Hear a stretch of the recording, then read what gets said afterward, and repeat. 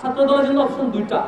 হয় আপনারা দ্রুত মারামারি করবেন, সংঘাত তৈরি করবেন, প্রত্যেকটা ক্যাম্পাসে মারামারি হবে, একটা পর্যায়ে গিয়ে সকল শিক্ষার্থীদের মুখোমুখি হয়ে ক্ষমতার অর্ধেকে আপনাদের পালায় যাওয়া লাগবে। অথবা চিত্রপট 2, আপনারা 5টা বছর ক্যাম্পাসে প্রত্যেকটা সংগঠন তাদের পলিটিক্যাল প্র্যাকটিস জারি রাখবে, আপনারা কোঅপারেট করবেন, শিবিরের বিরুদ্ধে যা মন চায় মিছিল করেন, কিন্তু আক্রমণ করবেন না, মিনিমাম ডেমোক্রেটিক প্র্যাকটিস মেইনটেইন করবেন, ঠিকঠাক মতো 5টা বছর শাসন করবেন।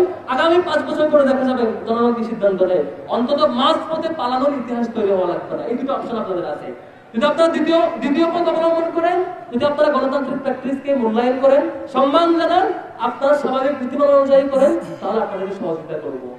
আর যদি বিপরীতটা করেন, জুলাই দেখেছেন আপনারা আমরা কেমন করে ফেসিবাদ বিরোধী লড়াই ছিলাম, আপনারা আমাদের সহযোগিতা ছিলেন। প্রত্যেকটা স্ট্র্যাটেজি আপনারাও জানেন কেমন করে ফেসিবাদের বুক ঘাট ধরে টেনে নামাইতে হয়, সেটা আপনারাও দেখেছেন। আমরা সেটা আবারও অ্যাপ্লাই করতে পারি। সুতরাং সাবধান হয়ে যান।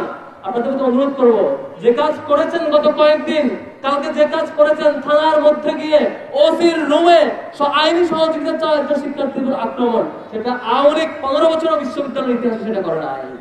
তারা করেছিল বাইরে আক্রমণ করেছে, এখানে আক্রমণ করেছে, থানার ভিতরে ওসির রুমে আক্রমণ ইতিহাস আমরা দেখি নাই। সাংবাদিকদেরকে এভাবে সংঘবদ্ধভাবে আক্রমণ করা। আপনারা অনেক দূর পথ পাড়ি দিয়ে ছাত্রলীগকেও ছাপিয়ে গেছেন, যেটা খুব ভয়ঙ্কর ব্যাপার। আমরা সত্যিকার অর্থে ছাত্র শিবিরে যারা আমরা আশা করি জনাব তারেক রহমান এবং বিএনপি যে ক্ষমতায় আসছে, আমরা এখন আশা করি আপনারা ইতিবাচক ভাবে ভালোভাবে পরিচালনা করেন, ফেসিবাদী মডেল ফলো করেন না।